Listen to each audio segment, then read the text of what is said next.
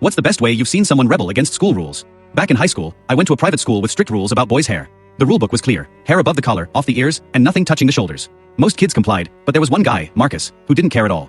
He had this quiet defiance, the kind that didn't involve yelling or fighting, just pure stubbornness. He would let his hair grow past the allowed length, and every few months the administration would pull him aside and remind him to cut it. He'd nod politely and then, nothing would change. Over time, his hair got longer and longer. By the middle of his junior year, it was brushing his shoulders. Teachers whispered about it in the faculty room. The principal, Mr. Henderson, finally lost patience.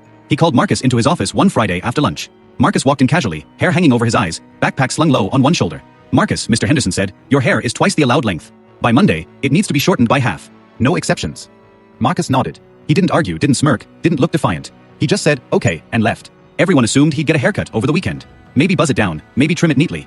That was the logical course of action. But Monday morning arrived, and Marcus strutted into school like it was any other day. Except it wasn't. Half his head was completely shaved, skin exposed from the temple to the nape of his neck. The other half was still long, flowing down past his shoulders like nothing had happened. The hallways went silent. People stopped in the middle of their conversations. You could see the double takes from teachers peeking out of the office windows. Whispers started immediately. Did he? How did he? What is that? Marcus walked straight to his first class without acknowledging anyone. He was calm, unbothered. That Monday, no one dared to approach him, and the administration was scrambling. Mr. Henderson called him into the office immediately. "Marcus," he said, his face red, "what is this? You shaved half your head." "I followed your instructions," Marcus replied evenly. "You said cut it by half. I cut half of it. Technically, it's now half the length." Mr. Henderson floundered for a moment. You could almost hear the gears turning in his head as he tried to figure out if Marcus had a point. Other staff members were called in. Some were trying to hide laughter, others were furious at the blatant disrespect. Marcus stayed perfectly composed, like he had rehearsed this in front of a mirror for months. It didn't matter how literal he had been. By Tuesday, Marcus was given a 1-week suspension. Before he could come back, he had to shave the remaining side of his head. The school rules were inflexible, and no clever interpretation could override them.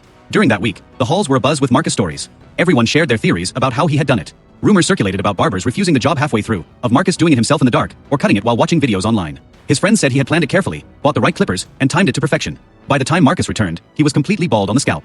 He walked through the front doors, head gleaming under the fluorescent lights, and there were high fives from his closest friends. The rest of us just shook our heads in awe. It was audacious, absurd, and somehow genius. He had found a loophole, tested the limits, and made everyone in the school question the clarity of rules. Teachers never forgot him. Every time there was a discussion about policy enforcement, someone would inevitably say, "Remember Marcus?"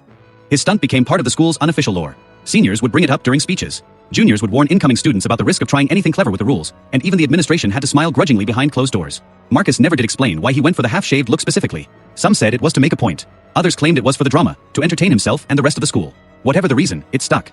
No one at that school ever questioned his creativity again. He had taken a simple rule about hair and turned it into a legendary act of rebellion that people still talked about years later. By the end of the year, Marcus had graduated, but his half-and-half haircut stunt lived on. Students would joke about breaking rules Marcus style, and teachers would roll their eyes while secretly admiring his literal-minded audacity. It was one of those moments that made high school feel more alive, chaotic, and absolutely unforgettable.